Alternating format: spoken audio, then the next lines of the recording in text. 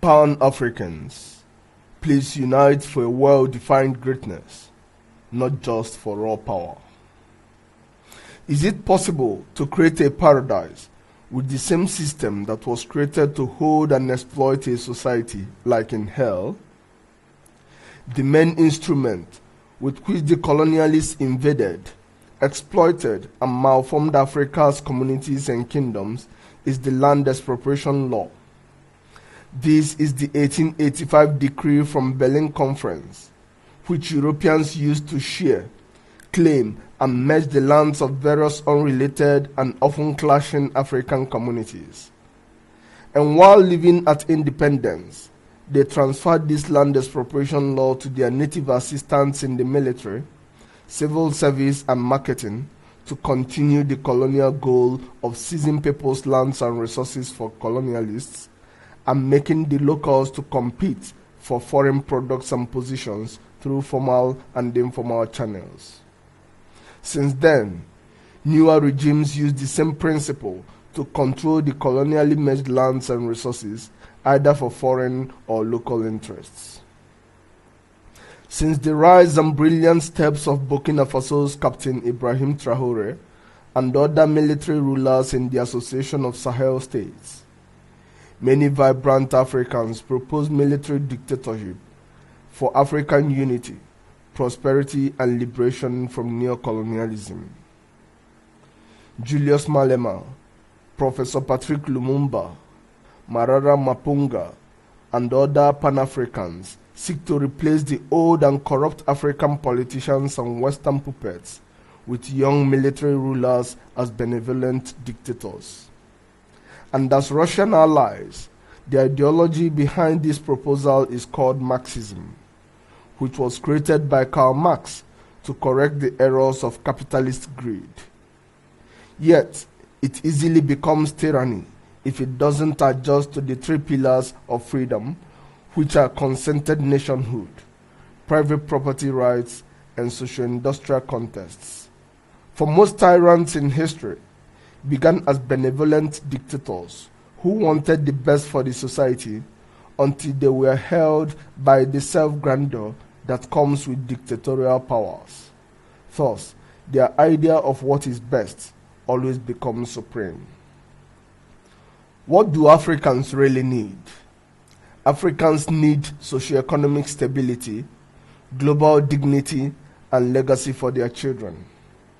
But as multicultural societies, African countries can only achieve this goal by creating a system where individuals and communities can freely own, protect, and use their lands and resources to produce and trade what they want, while government focuses on regulation, tax, infrastructure, and defense, like in the multicultural developed societies.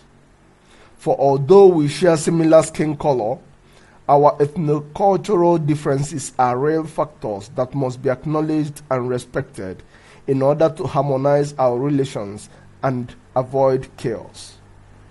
This acknowledgement results in a new ideology of intercultural liberty, which is the belief that there is something great in every community and culture, and so they all deserve the liberty to own, modify, and use their cultural, human, and natural resources to prosper and to manifest their greatness to their communities, nations, continent, and the world. And that the four institutions of public regulation, which are government, religion, academia, and mass media, are only made to support these communities and their members to manifest their greatness.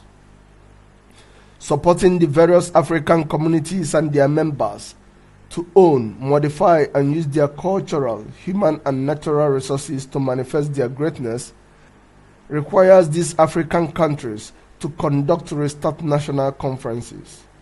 These national conferences are where the various communities can discuss and change the colonial system by recognizing the various communities and individuals' lands as their private property and create a 4 or 5 year cycle of cultural destiny contest for their people to compete as communities, states, and nations in manifesting the products, services, and noble ways of life from their environment instead of competing for foreign products or handouts from a centralized government.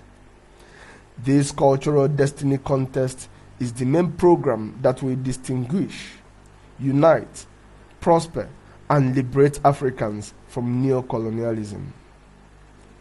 With this cultural destiny contests, Pan-Africans do not need to physically or administratively unify Africa with coups.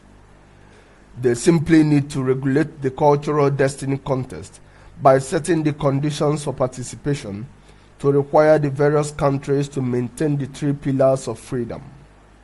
Then, they can attract smart Africans in diaspora to establish Africa's cultural destiny banks, research institutes, tech hubs, social and industrial exhibition centers, and trade networks, and to freely trade with any global partners.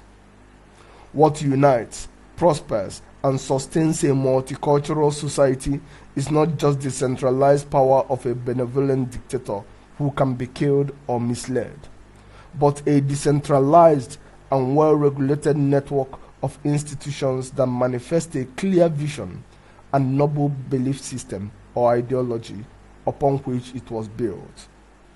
So, as we congratulate Captain Ibrahim Traore, the leaders of the Sahel states, and other Pan-Africans around the world, we implore that they initiate the process for this cultural destiny contest so that instead of militarily invading, they can attract all other African countries to unite for the liberation and manifestation of African greatness to the world.